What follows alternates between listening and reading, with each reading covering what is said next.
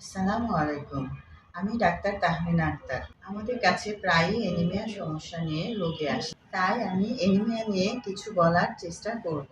তাহলে প্রথমে জেনে নেই অ্যানিমিয়া কি? অ্যানিমিয়া বা রক্ত স্বল্পতা হলো রক্তের এমন একটি উপসর্গ যেখানে শরীরের বিভিন্ন অঙ্গে অক্সিজেন বহনের জন্য লোহিত রক্তকণিকার ঘাটতি থাকে।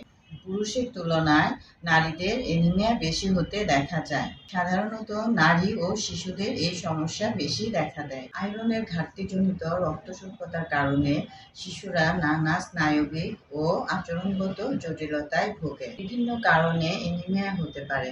তার মধ্যে প্রধান কারণগুলো হলো আয়রনের অভাব, ভিটামিন বি 12 ও ফলিক অ্যাসিডের অভাব, অতিরিক্ত রক্তক্ষরণ, অস্থিমজ্জার রোগ, জিনগত রোগ, দীর্ঘস্থায়ী রোগ যেমন কিডনি, লিভার ক্যান্সারের রোগ ইত্যাদি।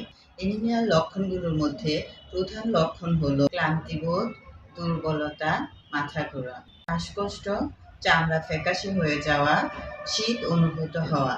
অ্যানিমিয়া প্রতিরোধের জন্য আমাদের সুষম খাদ্য, রক্তক্ষরণ রোধ, নিয়মিত চিকিৎসকের পরামর্শ গ্রহণ, জীবনযাত্রার পরিবর্তন যেমন ধূমপান, মদ্যপান এড়িয়ে সুন্দর জীবনযাপন করা।